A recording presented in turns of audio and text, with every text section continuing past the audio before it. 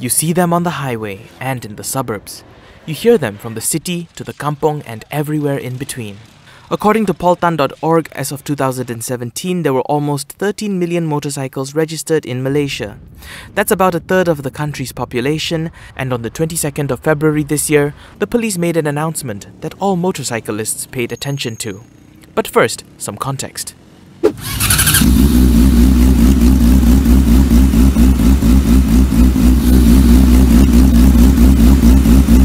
That's what one of these would sound like if it was fitted on your bike.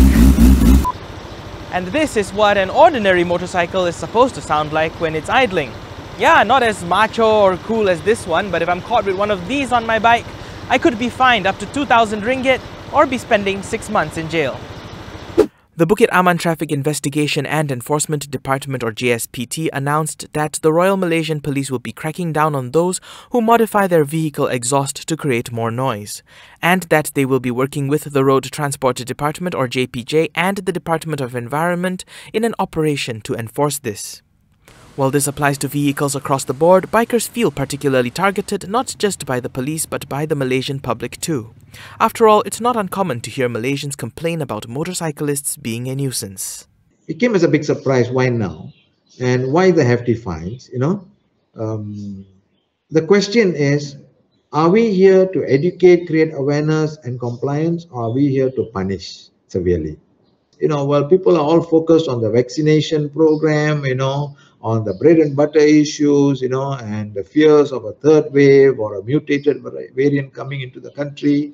People are jobless, pay cuts, scrambling for work, especially the food panda and the parcel online deliveries, Suddenly there's a big crackdown in addition to all those SOPs that is in place, JD Lovrenciar is both a concerned citizen and an avid biker who reached out to us because the announcement by the police left him with more questions than answers. So I sat down and had a chat with him to see what his main gripes were.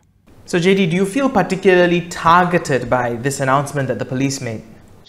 I think there's no discrimination about the bikes, because the problems being shared and discussed is by all categories of bikers, from the kapchai right up to the touring bikes, so all of them are concerned. But generally, the super bikes and the touring bikes, they are big machines, right? Very big machines, and of course the output of the sound is very different from, let's say, a Lambretta scooter or a Vespa scooter, So there's confusion. Basically, there is confusion. What exactly is acceptable? What decibels is acceptable? What is not? How much of modifications can be tolerated? Why are shops selling all these spare parts and accessories, openly, and consumers go and get it fitted, right? So if it is wrong to modify my motorcycle, then is it not wrong to sell these parts? Now, if it is wrong to sell these parts, is it not wrong to allow the importation of these parts? If it is wrong to import these parts, then why are you collecting duty on these parts? The key word here is confusion. The Road Transport Act 1987 states that any individual modifying the exhaust is committing an offence and can be fined 2,000 ringgit or 6 months jail if convicted. Okay, so let's just say even if we halt or totally stop bringing in these parts, what are possible solutions for those who have already got big exhaust pipes modified on their own motorcycles? Those who modify their exhaust, to loud noises, we need to qualify what is loud, number one. Number two is, do we provide them with the avenues to go and test their exhaust and certify that this is allowed before they can ride? And then when you stop them, you ask them for the certificate of fitness. If they don't have the certificate of fitness, you do what you want to do with the bike. Bring them to court, hold them, confiscate the bike. Then people will understand, okay, if I don't have the certificate of fitness, I can't ride this bike. It is easy to play the blame game when drastic measures suddenly come up to disrupt the way we live and the things we use in our everyday lives.